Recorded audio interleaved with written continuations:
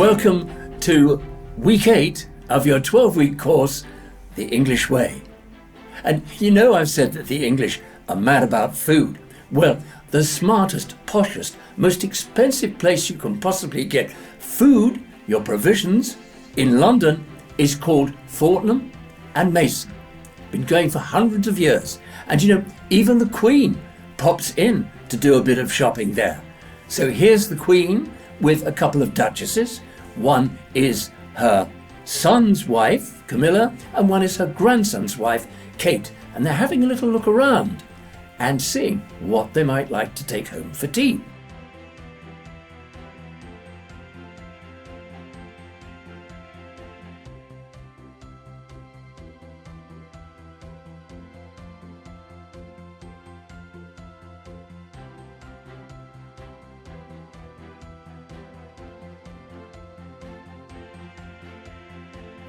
And of course, the thing about Fortnum and Mason, you see, it's only a 5-minute drive from Buckingham Palace, where the Queen spends most of her time.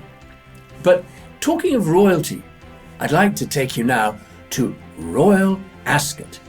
Ascot is a racecourse quite near Windsor Castle. Oh, and Windsor Castle is another residence of our dear Queen.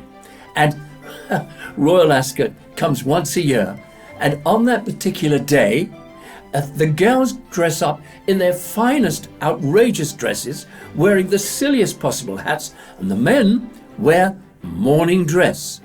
And I'll tell you a bit more about morning dress. Morning dress originated about a couple of 100 years ago when a gentleman always went riding in the morning.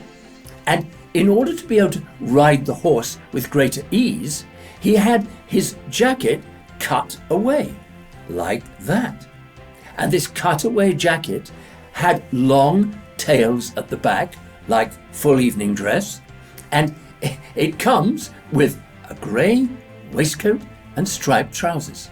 Is that weird? Oh, and also a top hat. So at Ascot, Royal Ascot, the men, to compete with the ladies in their outrageous hats and dresses, they wear morning dress. It's absolutely obligatory. They have to wear it to get into the royal enclosure if they want to watch the race. So, talking of horses, the Queen has horses, and she has them racing at Ascot and various places, and I think she puts a little bit of money on them, and she probably wins some because her horses have got a habit of often winning. She's mad about horses, and so are most of the English. And you'll find people riding horses in all sorts of places in Britain. And one of the things that they love doing is hunting. Hunting is strictly illegal, but every now and then it's made legal and then it becomes illegal again. It's a really strange carry-on because half the country wants to hunt and half the country doesn't want them to hunt. And what do they hunt? They hunt little foxes. Sounds rather cruel, doesn't it? But you know, sometimes, just sometimes, the fox gets away. And here's some new sounds for you. First of all, or, and ow.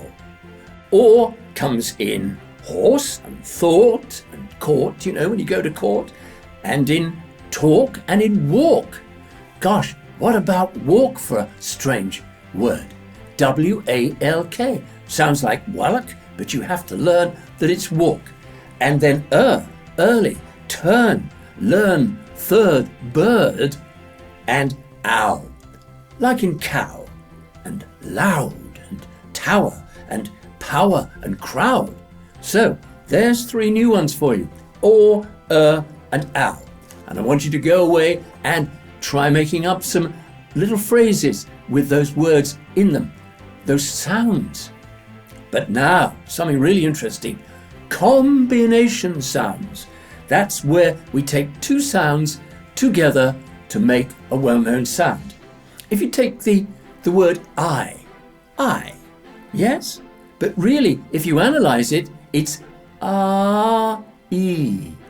A-E. 2 of the primary sounds that you know so well. I, like in try and cry and kind and high and my. And then air. How do we say air?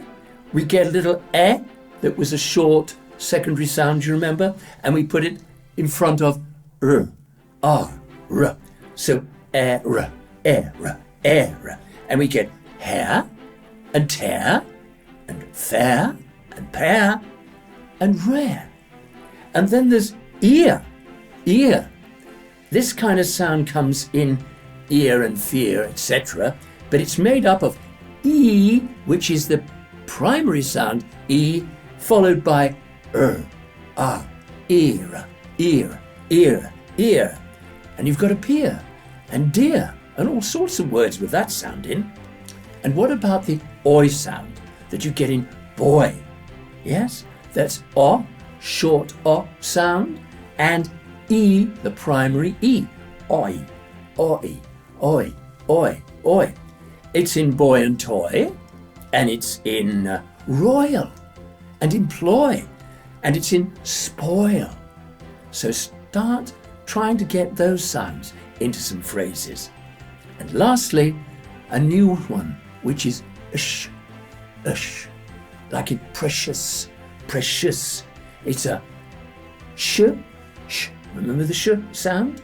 And a remember the sound? And a s sound. Sh, s, sh, sh, shus, shus, shus. Practice, practice, practice. You'll find it in precious, repetitious when you do something over and over, and luscious. A fruit was so luscious, and tenacious, to keep going, to be brave, and precocious. Precocious, someone who's like almost too clever to be true. So that's really interesting, isn't it? Of course, there are some words that are tricky for you because they spell the same, but they mean something different.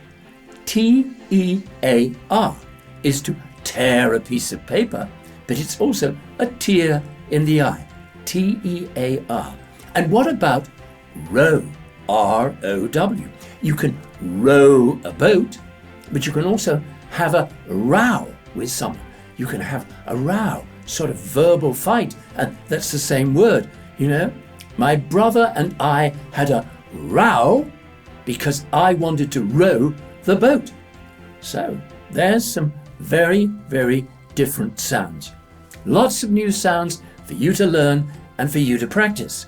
And remember, they're all on the audio of this lesson 8, and they're all in the workbook of this lesson 8, because I want you to be able to see it, read it, and hear it. Very important. So that's your assignment, your 8th assignment for this 8th week, to go off and practice, practice, practice. And remember what I'm always saying. Don't forget the first 7 weeks that you had before this 8th week. I want you to go back and revise those and make sure that you practice, practice, practice, because then you will end up the way that I know you can, sounding exactly as English as me.